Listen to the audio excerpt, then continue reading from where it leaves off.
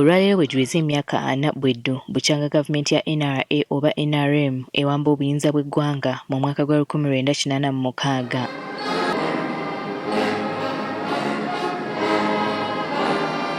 Olutalo lwetwogerako lwamala emyaka 5 nga luyindira mu nsiko naddala mu bitundu by'e Luweero era abantu abawerako baalugulamu obulamu.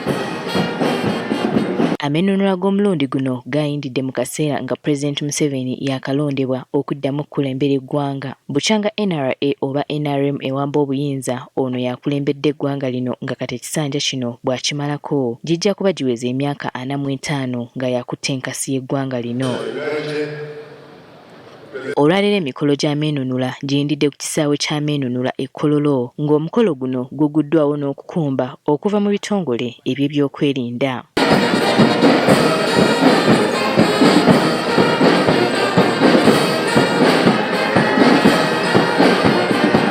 Omukulembeze w'eggwanga alaze ebyo byonna ebituukiddwako mu bbanga ery'emyaka 4. Uganda has recovered and gone through 5 phases.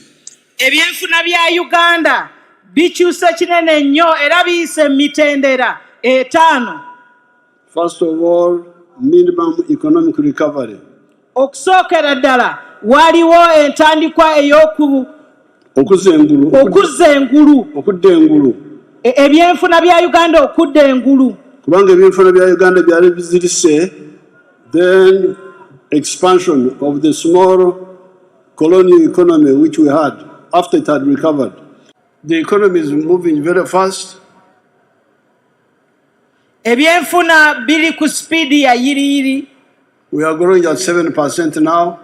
Ku nsonga y'okutumbula ebyenfuna bya bannansi ono agamba avuddeyo n'enteekateeka ez'enjawulo okulaba nga bannayuganda babeera bulungi. So we started all these programs entandikwa, NADS, all those programs. Y'ensonga lwaki baatandikawo programs ezo nga entandikwa, NADS n'ebirala. Where we would give either grants or soft loans to families to get into the money economy. Wano wasinzidde n'alabula ab'amagombolola abeegulidde erinnya mu kubulankanya ssente za PDM nga bwe bagenda okukwatibwa. Already arrested the one of Buambo. Ow'ebuwambo ye yasibiddwa dda. Because I got the information when we were campaigning. Kubanga muzeeyi yategeezebwa bwe yali ali mu campaign. And I sent people to check and it was true.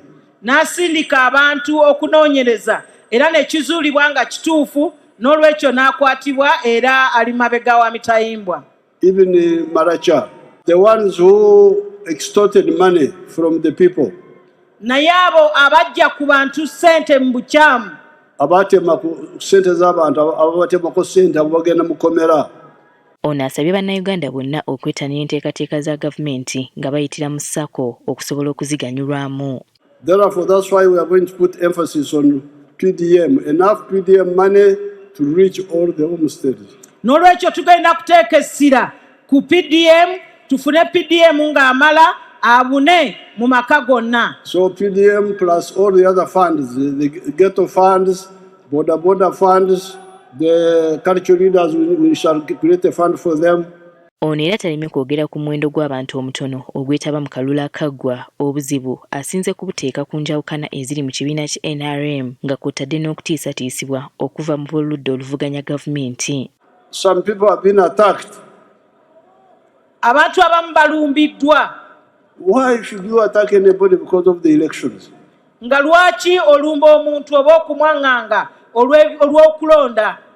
What right do you have to even use harsh words? Ye obuyinza obujjawa okukozesa ebigambo ebikambwe.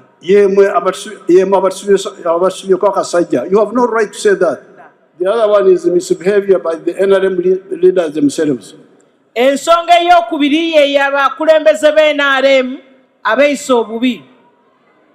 Entaro. Abalwanagana. Bringing wars among our people.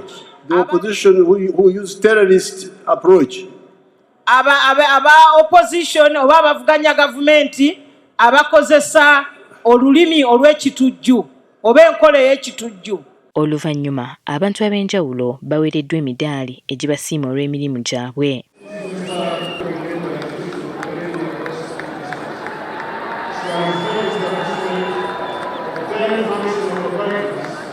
Winnie Tesana Kayinja agafeeyo ku Spark TV. When the colors are marching past the dais,